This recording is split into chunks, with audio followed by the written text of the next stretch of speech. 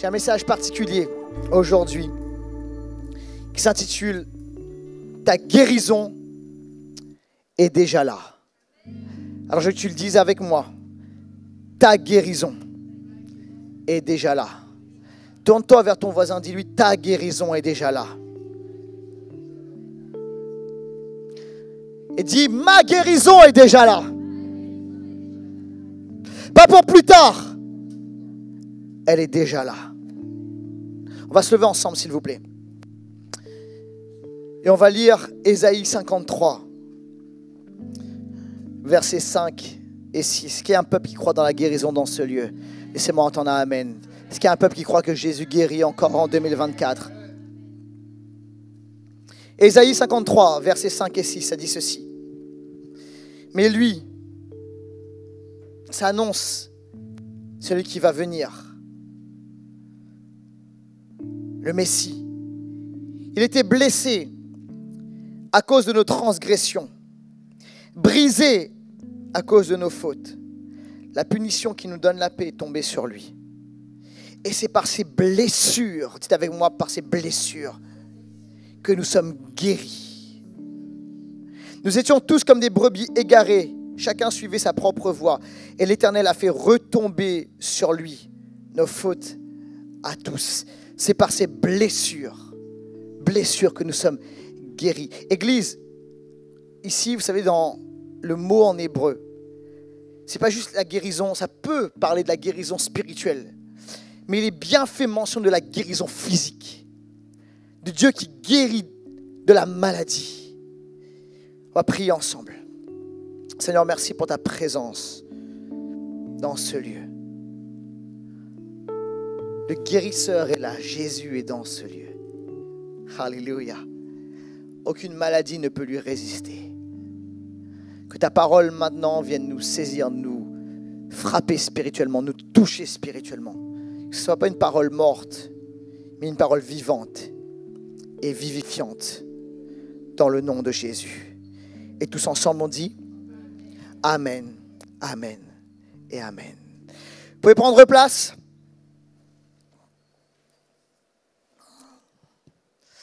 J'ai à peu près 8 ou 9 ans et avec ma famille, on se rend à l'hôpital pour aller visiter mon cousin plus jeune que moi d'1 an qui a eu un accident de voiture. Enfin, il a été heurté par une voiture. Et il était dans un hôpital parisien, dans un service pour enfants. Et là, on va lui rendre visite. Et je me souviens, à 8-9 ans, ça m'a marqué. J'étais dans ce service pédiatrique et j'ai vu ces enfants qui étaient malades. Plusieurs enfants étaient là dans la souffrance, dans la maladie. Et je voudrais d'ailleurs vraiment remercier. Et est-ce qu'on peut vraiment donner des applaudissements à tous ceux qui travaillent en tant que soignants dans les services hospitaliers? Les soignants étaient là, leur donnant des soins, etc. et de l'attention. Mais voyant ça, ça m'a frappé, ça m'a heurté. Et en fait, dans mon esprit, dans mon cœur d'enfant, quelque chose est arrivé. C'est que la maladie est quelque chose qui est profondément détestable. Profondément détestable. Et je voudrais dire ceci, c'est que la maladie, ça va apparaître à l'écran, est toujours un ennemi. Jamais un ami. Et ça me dit, Laurent, c'est évident, mais pourquoi est-ce que tu le précises? Je le précise parce que parfois dans l'Église, on a élaboré des théories qui amènent, vous savez, comme à tolérer la maladie. Comme si la maladie pouvait être une sorte de pédagogue envoyé par Dieu pour nous enseigner des choses. Dieu nous envoie une maladie comme une épreuve pour nous enseigner des choses. Écoutez-moi bien. Lorsque Dieu a créé le monde, il a créé sans maladie. Quelqu'un a dit amen à cela. Dans le royaume de Dieu, dans les cieux, la maladie n'existe pas. Et la maladie n'est jamais le plan ni même la volonté de Dieu pour les hommes. Et notre Dieu est bon, il est rempli d'amour, il est compatissant. C'est un père qui aime, et un père qui aime n'envoie pas ce genre de traitement à ses enfants, sinon c'est un père abusif. Quel genre de père, et moi je suis père, quel genre de papa va faire ça à ses enfants, leur envoyer des maladies dans la souffrance? Aucun père ne fait cela. Et mon point est très simple ici, c'est que la maladie est un ennemi à détruire, à détester et à abattre. Quelqu'un a dit amen à cela. Et en tant que chrétien, nous ne devons pas tolérer la maladie. Nous ne devons pas vivre avec la maladie comme un ennemi, comme un ami, comme un partenaire qui pourrait m'apprendre quelque chose sur moi, etc., etc. La maladie est profondément à abattre. Et Dieu guérit. Et si Dieu guérit, il le fait parce qu'il nous aime, par amour pour nous. Et on a lu ensemble Ésaïe 53. Il décrit ceux qui sont malades, ceux qui sont sans Jésus, comme des brebis égarées. Parce que lorsqu'on est atteint par la maladie, on devient comme une brebis égarée. On ne sait plus où aller, vers qui se tourner. Nos corps sont affectés. Et parfois, la douleur qui touche notre corps vient affecter notre âme et on ne sait plus. On est égaré, on est comme perdu. Ailleurs dans les Écritures, les malades sont décrits comme des personnes qui tombent dans un puits. Luc au chapitre 14, versets 4 et 5. Ils gardèrent le silence. Alors Jésus toucha le malade, le guérit et le renvoya. C'est le jour du sabbat. Puis il leur dit, lequel de vous, si son fils ou son bœuf tombe dans un puits, ne l'en retire-t-il pas aussitôt, même le jour du sabbat? Les personnes qui sont touchées par la maladie sont des personnes qui tombent dans un puits, au fond d'un trou. On n'arrive plus à remonter. Il y a comme un blocage. On n'arrive plus à avancer dans la vie. Les projets qu'on avait formés, la joie peut-être qu'on avait, tout cela est bloqué. On est au fond d'un trou, au fond d'un puits. C'est ce que Jésus dit lorsqu'il décrit une personne atteinte par la maladie. Et les mots de la Bible sont justes. Et peut-être qu'il y a des personnes malades dans ce lieu, peut-être qu'il y a des personnes malades qui regarderont par les réseaux sociaux, par YouTube. Lorsqu'on est atteint par la maladie, on peut devenir comme une brebis égarée, comme une personne au fond d'un trou. Mais la bonne nouvelle, c'est que Dieu nous aime, alléluia. Et Jésus guérit les malades en 2024. Et je vais directement rentrer dans mon premier point. Est-ce que vous êtes avec moi, Église? Mon premier point est le suivant. Nous n'avons pas à attendre, mais à recevoir. Nous n'avons pas à attendre, mais nous avons à recevoir. Écoutez bien, ceci c'est très important. Jésus a tout fait pour notre guérison à la croix. Nous n'avons pas à attendre, mais nous avons à recevoir la guérison comme pour le pardon des péchés. Alors parfois, vous savez, on dissocie les choses. On dit, ok, le pardon des péchés, je le reçois, Jésus a tout accompli. Et en fait, on pense que la guérison, c'est quelque chose que je dois, attendre ou atteindre. Il y a le bon moment, d'accord? Et je dois comme attraper la guérison comme si c'est quelque chose qui n'a pas été encore accompli, qui n'a pas encore été fait. Mais écoutez bien, lorsqu'on lit Ésaïe 53, on voit que Jésus est mort à la croix, oui, pour le pardon des péchés. Mais nous voyons également que Jésus est mort à la croix pour la guérison de nos maladies. Par ses blessures, par ses meurtrissures, nous sommes guéris. Et l'apôtre Pierre va reprendre ce passage, mais il va ajouter quelques mentions. On lit ensemble 1 Pierre chapitre 2, versets 24 et 25. Il est écrit ceci. Lui qui a lui-même, écoutez bien, c'est très important, lui, il y a comme une insistance, lui qui a lui-même, lui qui a lui-même porté nos péchés dans son corps à la croix, afin que libérés du péché, nous vivions pour la justice. C'est par ces blessures que vous avez été guéris. Alléluia. Vous étiez en effet comme des brebis égarées, mais maintenant, vous êtes retournés vers le berger, le protecteur de votre âme. Dans ces passages, que ce soit Ésaïe ou bien dans Pierre, l'accent est mis sur une personne, sur la personne. Il est dit lui-même, qui a porté, et vous êtes retournés vers le berger. Il est très important de comprendre ceci, de ne pas dissocier la guérison du guérisseur. Et parfois, vous savez, on veut attraper la guérison. Et on peut être dans un moment de prière, il faut que j'attrape ma guérison. En fait, le point n'est pas d'attraper la guérison, mais d'être attaché au guérisseur. Et la guérison est profondément en Dieu. Et ça fait partie même des attributs de Dieu. C'est dans l'ADN de Dieu. C'est dans les gènes de Dieu. Un nom de Dieu, c'est l'Éternel qui guérit. Elohim, Rapha, Raphaël, le Seigneur qui guérit. Dans ses attributs, dans qui il est, dans sa personne, dans son ADN, il y a la dimension de la guérison. Et écoutez bien ceci, dans le corps de Jésus, il y a la guérison. Jésus porte dans son corps les meurtrissures, les marques qui nous donnent la guérison. La guérison n'est pas à dissocier de celui qui guérit, mais la guérison se trouve dans le guérisseur, en Jésus lui-même. Et à la croix, Jésus a porté dans son corps nos maladies. Alléluia. Alors écoutez bien, c'est très important. En fait, Jésus a accompli l'œuvre pour notre guérison. Ce n'est pas quelque chose qu'on a à atteindre. Ce n'est pas quelque chose qu'on doit attendre. C'est quelque chose qu'on a déjà reçu. C'est déjà fait. C'est acté. Jésus est mort à la croix pour notre guérison. Il y a dans ses meurtrissures ta guérison. Il y a, par ces meurtrissures, on a prié pour plusieurs personnes atteintes de cancer. Dans les meurtrissures de Jésus, dans le corps de Jésus, la guérison est déjà là. C'est fait, c'est acté comme le pardon des péchés. La table est dressée et sur cette table, il y a le pardon des péchés et il y a la guérison. Mais parfois, on a dissocié les choses. On dit, OK, il y a le don, OK, on doit toucher la guérison et non, en fait, tu dois toucher le guérisseur. Être attaché à celui qui guérit. Est-ce que tu es avec moi, Église? OK, je vais plus loin. Il est dit dans la Bible au sujet des Hébreux qui sortent d'Égypte que personne ne trébuchait. On lit ça ensemble. Psaume 105, verset 37. Il a fait sortir son peuple avec de l'or et de l'argent, avec de l'argent et de l'or. Et personne ne trébuchait parmi ses tribus. C'est quelque chose qui est surprenant. Et des fois, vous savez, on passe vite dans la Bible, mais il faut s'arrêter sur les détails. Est-ce que vous savez que c'est en regardant les détails qu'il y a des pépites et des trésors? Est-ce que vous êtes avec moi? Est-ce qu'il y a des amoureux de la parole dans ce lieu? Et il est dit, personne ne trébuchait. Et en fait, je me suis interrogé. Donc, ils sortent d'Égypte. Et il y avait une très longue marche à faire. Tu marchais dans le désert, dans le soleil. OK?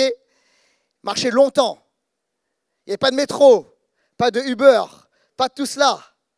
Et en fait, il est dit que personne ne trébuchait. Alors, je dis peut-être que c'était des gens sportifs, préparés, en forme.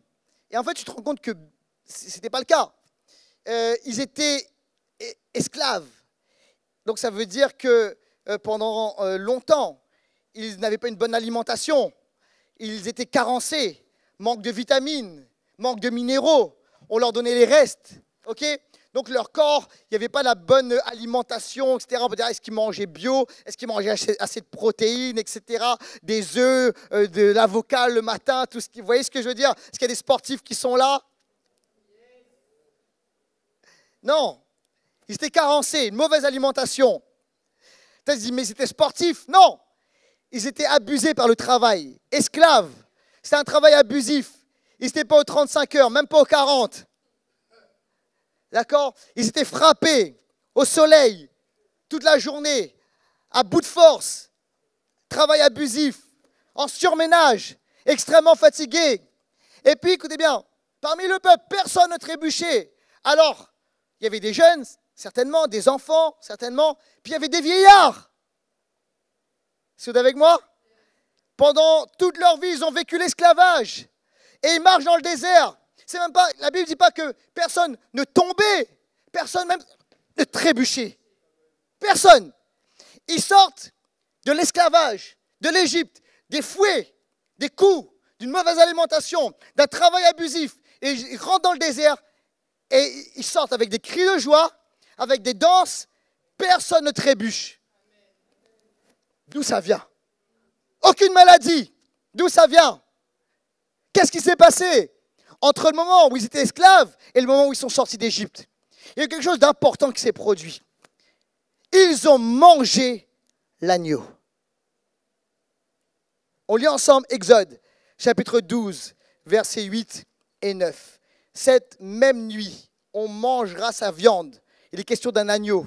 Sa viande rôtie au feu. On la mangera avec des pains sans levain, avec des herbes amères. Vous ne le mangerez pas à moitié cuit ou bouilli dans l'eau. Au contraire, il sera rôti au feu avec la tête, les pattes et l'intérieur. Écoutez bien, ils ont mangé le repas de la Pâque. Est-ce que vous êtes avec moi ou pas? Suivez-moi bien. Ils ont mangé l'agneau. Et l'agneau était rôti. Ça, c'est important. Pas demi-cuit, pas bouilli, rôti. Il fallait qu'il passe par le feu. Le corps de l'agneau est passé par le feu, rôti. Et vous savez, ça nous parle de quoi? Ça nous parle de la croix. Il ne fallait pas que l'agneau soit à demi-cuit. Et vous savez, des fois, on prêche un demi-Jésus. On prêche un Jésus, vous savez, comme un bon exemple à suivre, comme un bon philosophe, comme un prophète. Non, non, non, ça c'est un Jésus à demi-cuit. Ok? On va bouilli, dilué dans l'eau. Non! Un Jésus qui est passé par le feu de la croix. Son corps a été marqué par le fer, par le fouet. Écoutez bien, vous savez, des fois, il y a des versions un peu édulcorées de la croix. Vous savez, un peu les fouets. Non, non, vous savez, chez les Juifs, lorsque on fouettait, c'était à une seule lanière. Chez les Romains, c'était différent. Il y avait plusieurs lanières. Et sur ces lanières étaient attachés du verre, du fer et des crocs, etc. Et lorsqu'on fouettait, en fait, c'était pas juste une marque, c'était tout le dos qui était arraché. Et pour ceux qui ont vu le film de Mel Gibson, d'accord, c'est véritablement ça. C'est vraiment ça. Le corps de Jésus était littéralement meurtri, du sang partout. On pouvait voir ses veines et même ses os. Des questions de compter les os. Qui comptera mes os? Le corps de Jésus était déchiré, rôti. Et par ces meurtrissures, nous sommes guéris. Entre le moment où ils étaient esclaves et le moment où ils sont sortis d'Égypte, personne ne trébuchait. Les Hébreux, les Juifs ont mangé l'agneau. Autrement dit, la croix, Jésus à la croix, apporte la force, la guérison, la puissance dans nos corps. Quelqu'un a dit amen à cela. Il y a dans les meurtrissures de Jésus la guérison. Il y a la puissance pour notre corps. Par ces blessures, nous sommes guéris. Alors, certains disent, mais Laurent, si on l'a déjà reçu, pourquoi ça ne se manifeste pas? Alors, parfois, c'est instantané, c'est tout de suite. Puis parfois, c'est progressif. Regardez les 2 premiers miracles de Jésus.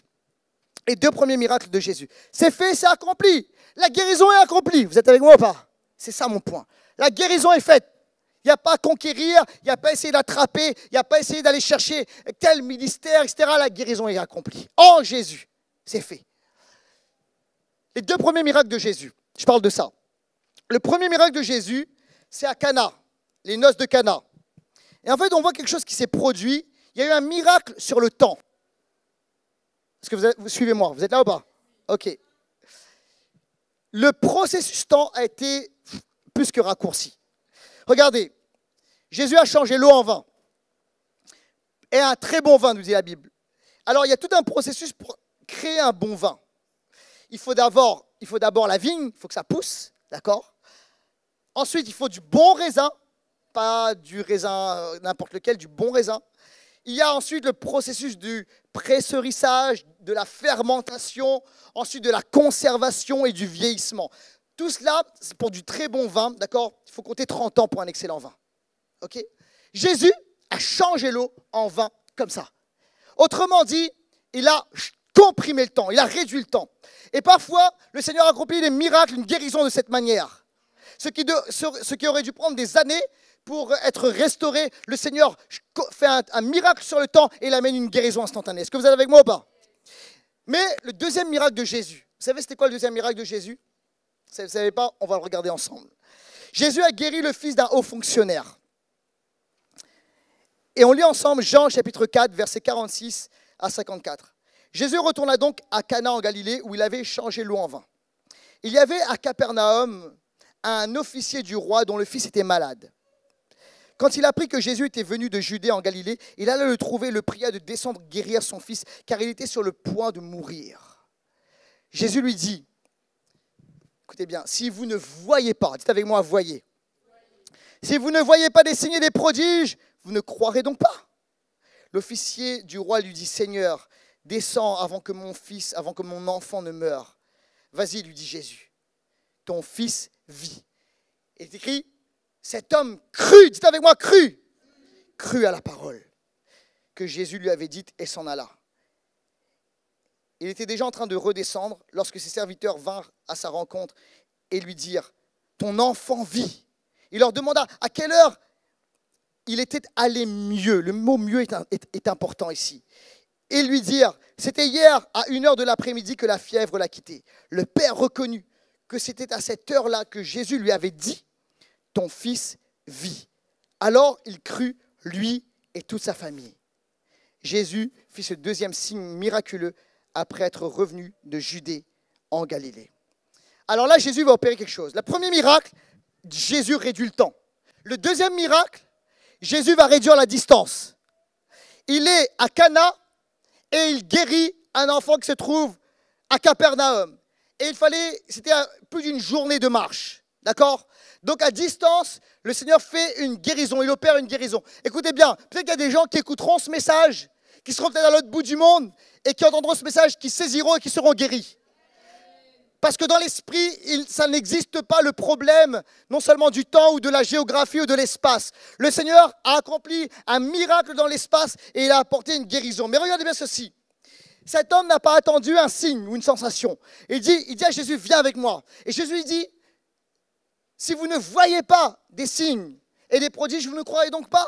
Jésus dit, tu ne dois pas juste te baser sur ce que tu vois, sur tes émotions, sur ton ressenti. D'accord? Mais il dit ceci. Jésus lui dit, va, ton fils est guéri.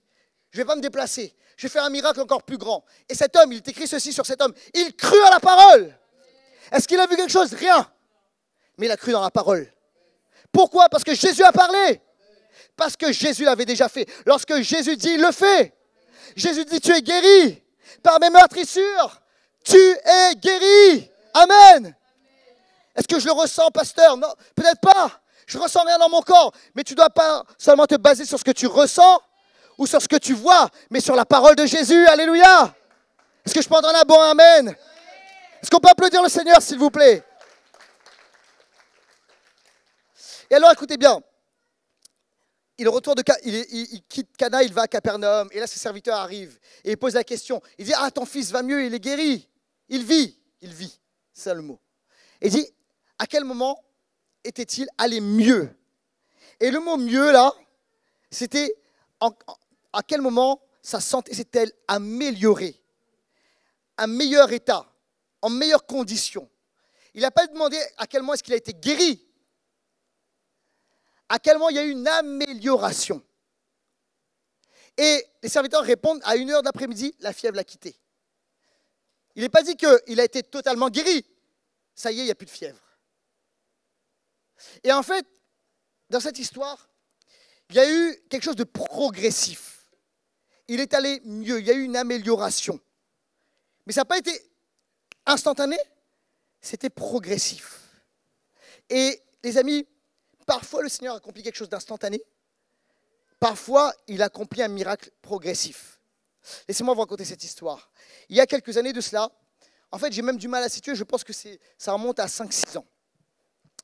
Moi j'ai toujours eu, enfant, enfin j'avais toujours, des problèmes, vous savez, de sinusite. C'était un problème, maintenant ça n'est plus, c'est un problème de famille, d'accord? Donc en fait, je me sentais bien, pas de problème juste en été. Le truc, c'est qu'à Paris, tu comptes, ça fait peu de temps, d'accord? Mais dès qu'on commençait à entrer dans l'automne, même dans le printemps, parce qu'avec la végétation, etc., j'avais des allergies, j'avais comme, vous savez, une barre au niveau de la tête, j'éternuais et tout. Et en fait, c'est pas quelque chose, on dit quelque chose de très grave. C'était pas très grave, mais c'est quelque chose de gênant. Vous voyez? Donc je me souviens même, des fois, j'étais en cours et à cause de ces problèmes de sinusite, j'avais du mal à me concentrer parce que j'avais comme une barre, j'avais constamment le nez qui coulait, j'avais des problèmes d'allergie, etc. En fait, c'était très fatigant. D'accord? Et en fait, j'en avais marre de ça. Et un jour, j'ai demandé à Dieu de me guérir. Et je me souviens, quelqu'un qui ne connaissait pas ma prière m'a dit, je crois que tu as demandé à Dieu d'être guéri par rapport à quelque chose. Et le Seigneur t'a dit ceci, et j'avais prié par rapport à ça. Et le Seigneur te dit ceci, en fait, tu t'en rendras, il me dit de te dire ceci, tu t'en rends pas compte, tu vas pas t'en rendre compte, mais tu seras guéri, ça va venir progressivement et tu vas même pas t'en rendre compte. Et la réalité, les amis, c'est qu'il y a environ 2-3 ans de cela seulement, j'ai remarqué que j'avais plus ces problèmes. Le matin, quand je me lève, j'éternue, je vide un paquet de mouchoirs. À cette période, normalement, je suis en train d'éternuer, j'ai une barre au niveau de la tête, j'ai des migraines, etc. Et tout, constamment le nez qui coule. Non, je rigole. Je dis, mais ça, c'est fini. Et je me suis souvenu de la parole. Mais je ne m'en suis pas rendu compte. C'était acté, c'était fait. Et quand il m'a dit, tu seras guéri, je le reçois. Boum. Et Jésus l'avait déjà accompli. Dans ses meurtrissures, il y avait déjà ma guérison. Écoutez bien, il y a des moments, c'est instantané, mais des moments, c'est progressif. Et tu dois dire, Seigneur, je crois dans ta parole. Je suis guéri. Quelqu'un dit amen à cela. Est-ce que tu es avec moi? Donc, c'est très important. Nous n'avons pas à attendre. Est-ce que je dois attendre le pardon des péchés? Non, je reçois le pardon des péchés. Pourquoi? Parce que Jésus l'a fait. Il est mort sur la croix pour cela. Est-ce que je dois attendre ma guérison? Non, je reçois ma guérison. Pourquoi? Parce que de la même façon, Jésus est mort à la croix pour cela. Et je suis attaché au guérisseur. Est-ce que je peux entendre un amen? On va plus loin ensemble. Deuxièmement, tu es toujours là, Église? La foi n'est pas difficile. Elle vient de ce que l'on entend. La foi n'est pas difficile. Elle vient de ce que l'on entend.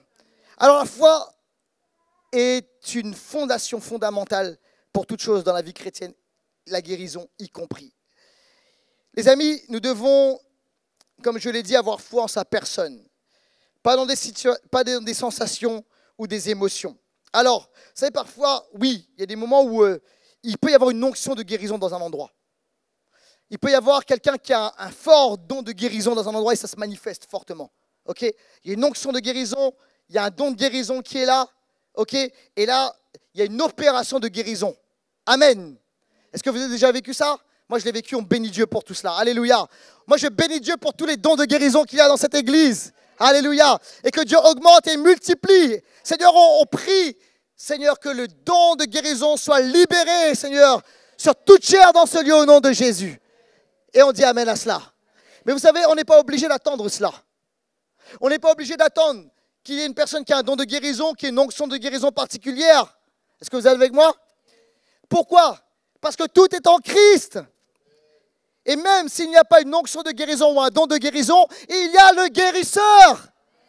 Et notre foi n'est pas dans le don de guérison, ni dans la personne qui opère avec un ministère de guérison. Notre foi est en Jésus, est en l'Éternel, qui a porté dans son corps notre guérison. Alléluia. Notre foi est en Elohim Rapha. Alléluia. Donc on n'est pas obligé d'attendre. Toute guérison est pourvue, mais se reçoit par la foi. Alors, vous savez, on doit changer notre discours. On doit arrêter de dire, un jour, Dieu me guérira. Tu es guéri. Commence par le dire, par le proclamer. Je suis déjà guéri. J'ai la foi comme le pardon des péchés. Certains me disent, mais je ne sens pas encore les sensations. Je suis guéri quand même. C'est comme le pardon des péchés. Je suis pardonné de mes péchés. Jésus a vaincu mes péchés à la croix. Est-ce qu'il peut nous arriver encore des fois de commettre des péchés? Oui. Pour autant, Jésus est mort pour nos péchés à la croix. Et nous sommes libérés de la puissance du péché. Amen. De la même façon, nous sommes libérés de la puissance de la maladie parce que Jésus a déjà fait. Alors, je suis guéri. Nous sommes guéris en Jésus. Quelqu'un a dit amen à cela. Et c'est important, malgré tout, vous savez, de se mettre en position de foi. Tourne-toi vers ton voisin, ta voisine, dis-lui, prépare-toi. Dis ça. Prépare-toi. Get ready. Vous savez, il y a un pasteur américain, T.D. Jakes, qui dit, get ready, get ready, get ready. Prépare-toi. Soyez prêts. C'est important de se mettre en position de foi. OK? De se mettre physiquement en position de foi. Exode chapitre 12, verset 11. Quand vous le mangerez, vous aurez une ceinture à la taille, vos sandales aux pieds et votre bâton à la main. Vous le mangerez rapidement, c'est la Pâque de l'Éternel. Alors Dieu dit ceci, donne cette instruction. Peuple de Dieu, quand tu vas manger l'agneau, habille-toi. Mets ta tunique, mets ta ceinture à la taille, mets tes sandales aux pieds. D'accord? Ton bâton à la main. Pourquoi? Sois prêt à partir. À sortir de l'esclavage sans trébucher. Alléluia. Et vous savez, des fois on est là et puis on ne se prépare pas à la guérison. On doit commencer même, ok, au nom de Jésus, j'ai reçu. Oh Seigneur, je vais tenter quelque chose. Je vais tenter quelque chose. Je vais essayer de me lever, voir si ça va mieux. Je vais essayer de bouger ma jambe. Ok, non Seigneur, j'ai reçu quand même. Demain, je réessaye. D'accord? Je suis prêt. Quand Dieu dit go, c'est go. Parce qu'il dit, je suis guéri. Et en fait, je refuse d'être statique. Je refuse d'être immobile. Je suis prêt à partir car ma guérison est déjà actée. Quelqu'un dit amen à cela. Je suis déjà libéré. Et ça, on dit prépare-toi. Sois pas inactif, sois pas passif. Active la guérison quelque part. Et Seigneur répond à la foi. Lorsqu'il voit la foi, oh! Et voici un homme, une femme de foi. Et Seigneur agit. Et la foi n'est pas difficile. Certains se disent, comment faire pour avoir la foi? J'ai pas la foi, c'est dur. Le Seigneur dit, ok, déjà, le Seigneur nous dit souvent, il nous rassure. Il dit, tu n'as pas besoin d'avoir une grande foi. Ok? Tu n'as pas besoin d'avoir peut-être la foi de ces grands héros. Le Seigneur dit, tu peux commencer avec une foi qui ressemble à un grain de moutarde, un petit grain. C'est presque invisible. C'est bien là, mais c'est presque invisible. Ça nous parle du début, du commencement. Quelque chose qui est presque invisible. Mais le Seigneur dit, juste ça, un peu de foi, c'est ok. Tu vas pouvoir bouger les montagnes, la montagne de cette maladie. Et vous savez, des fois, on a pris le verset un peu, on l'a pris à contresens. On a dit, ah mince, ça veut dire que je n'ai pas du tout la foi, même comme un grain de moutarde, comme un grain de sénévé. Je n'ai même pas une petite foi. Le Seigneur dit, non, c'est même pas ça. Vous avez cette foi-là, relax. D'accord? Donc vous pouvez faire de grandes choses, même avec une petite foi. Quelqu'un dit amen à cela. La foi n'est pas difficile. Ça vient de l'écoute, de ce que l'on entend. La question c'est, qu'est-ce qu'on entend? Peut-être c'est notre discours. Ça va pas, je suis pas bien. Change de discours.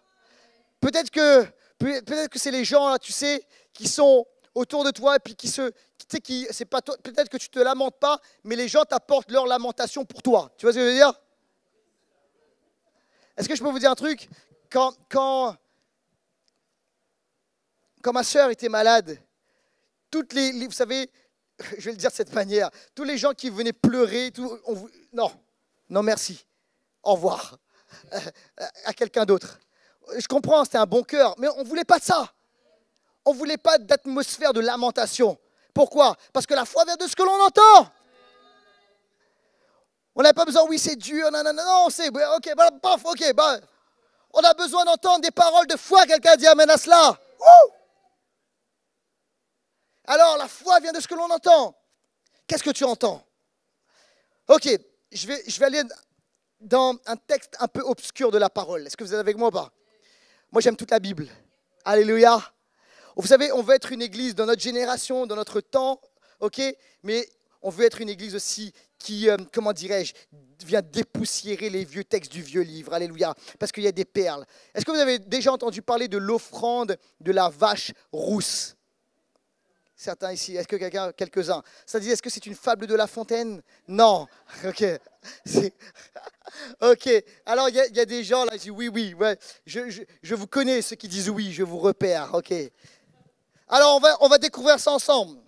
Alors, c'est une offrande que le Seigneur a demandé de faire. Mais c'est particulier, ça arrive dans Nombre 19. Pourquoi c'est important dans Nombre 19? Tu savais, ok, tu l'as. Ah, ok. Alors tu vas l'aimer, tu vas comprendre. Écoute-moi.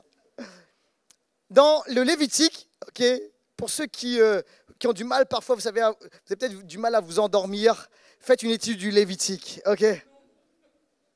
Dans le Lévitique, vous savez, il y a plein de prescriptions, d'accord, sur les sacrifices, les offrandes et tout. Il y en a plein de choses, ok.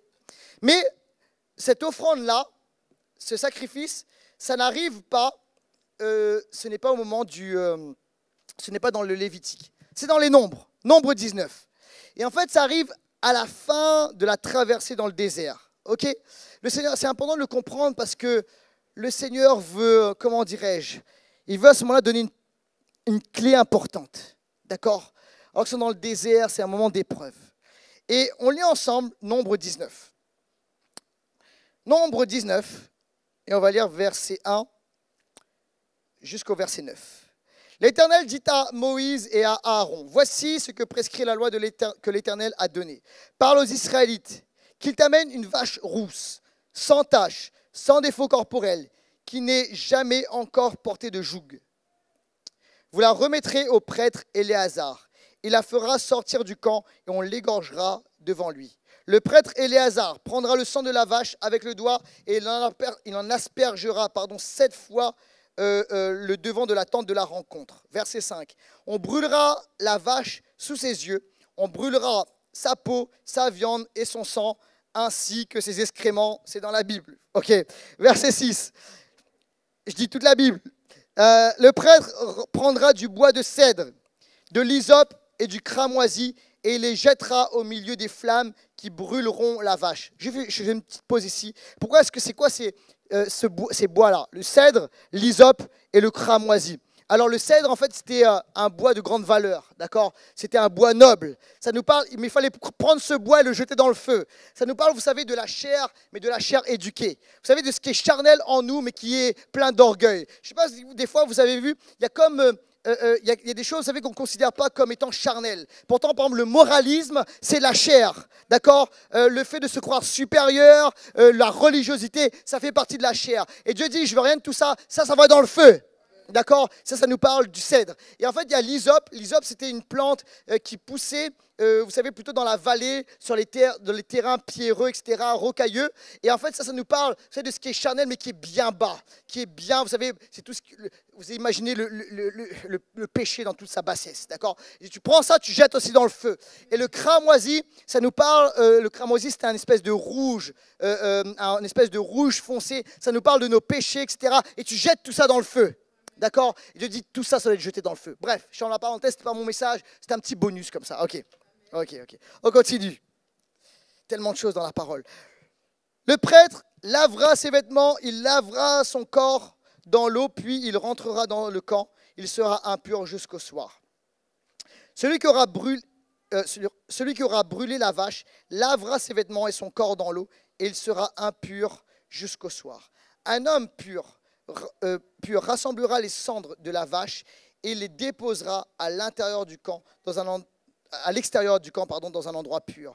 On les gardera pour l'assemblée des Israélites afin de les utiliser pour faire l'eau de purification. C'est une eau expiatoire. Alors, on va s'arrêter là, puis après, on continuera la lecture. Alors, la question d'une vache rousse. La vache rousse ici est une vache qui est sans défaut. Et ça nous parle évidemment de Jésus.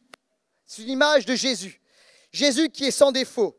À plusieurs reprises dans la Bible, il est parlé de Jésus comme étant sans défaut. Même un ennemi, Ponce Pilate, a dit qu'il ne trouve aucun crime en Jésus. D'accord? S'il pouvait le crucifier et se débarrasser plus vite de la foule, d'accord, et trouver un crime en Jésus, il l'aurait fait. Ça lui aurait évité quelques problèmes. Mais il a dit, je ne trouve aucun crime en lui. Okay? Le voleur, un des voleurs qui était sur la croix avec Jésus, a dit, celui-ci n'a rien fait de mal. Okay? Judas a même dit, alors qu'il avait trahi Jésus, j'ai péché contre le sang innocent. Donc Jésus est cette image, la vache rousse, est cette image de Jésus qui est pur, sans défaut, sans tache, sans péché. Quelqu'un a dit amen à cela. Il est dit que la vache rousse, doit brûler jusqu'à devenir de la cendre. Et ça, vous savez, ça nous parle de l'œuvre de Jésus à la croix. Encore une fois, Jésus est passé par le feu de la croix. Son corps a été, brûlé par les coups, par le fouet, par le fer, par ces clous rouillés. Le corps de Jésus est passé par là. Et la vache rousse qui est brûlée, qui passe, vous savez, la cendre, c'est lorsqu'on brûle, c'est vraiment la mort. C'est lorsque la mort est là, tout devient poussière, cendre. D'accord? Et Jésus est passé par là. Son corps est allé vers la mort, quelqu'un dit amen. Pour nos péchés, pour notre guérison.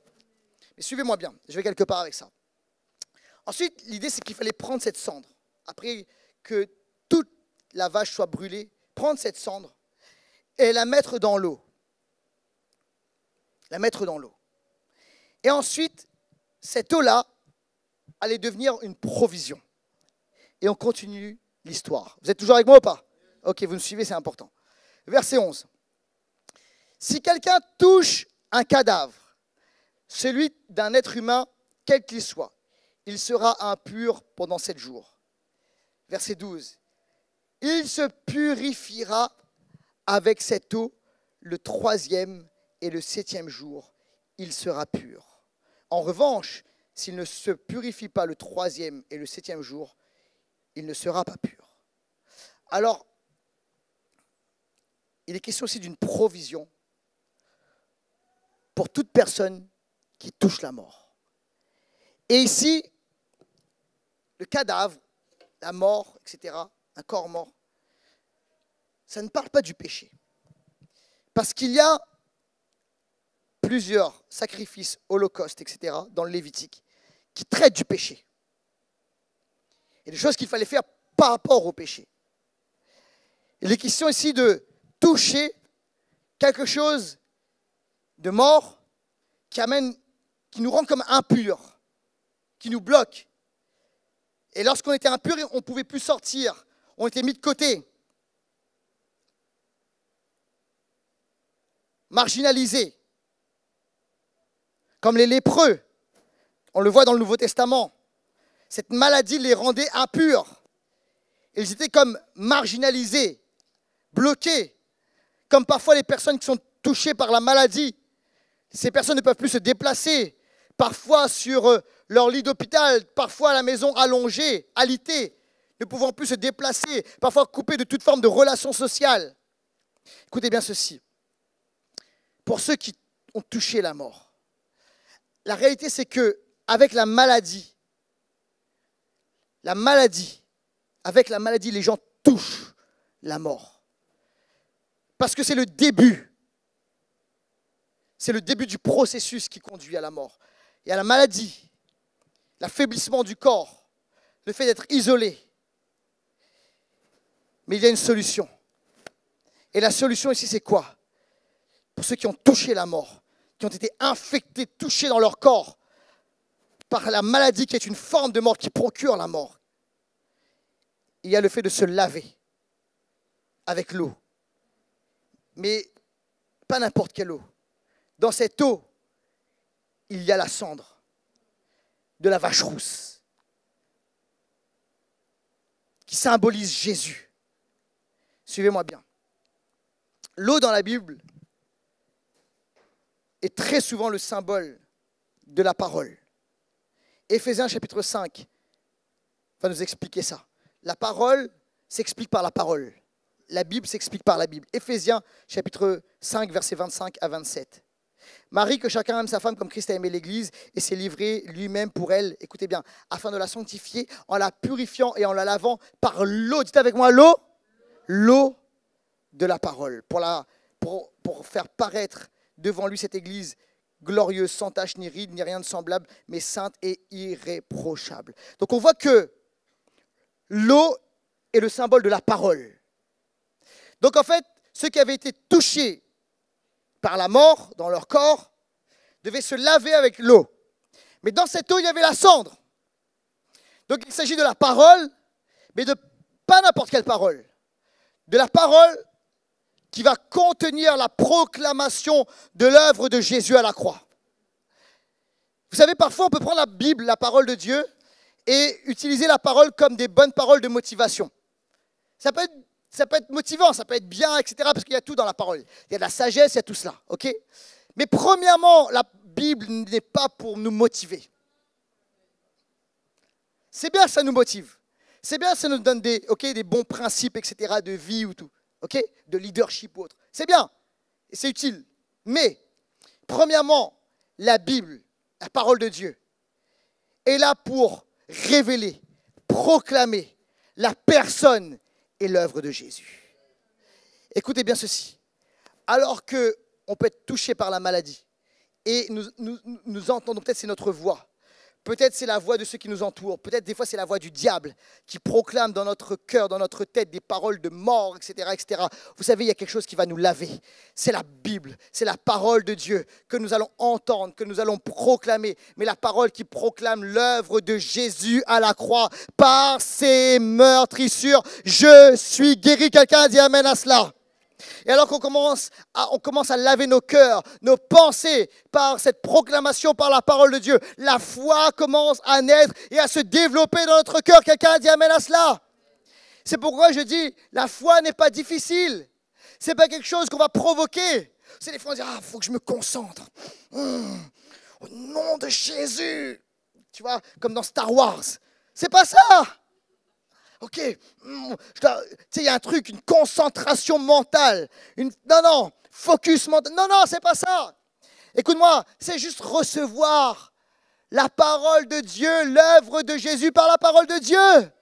Et tu reçois ça, et tu laisses ça couler dans tes pensées, dans ton âme, dans ton esprit, dans notre corps. Et écoute-moi bien, la foi vient de ce que l'on entend, et ce que l'on entend vient de la parole de Dieu. Alléluia.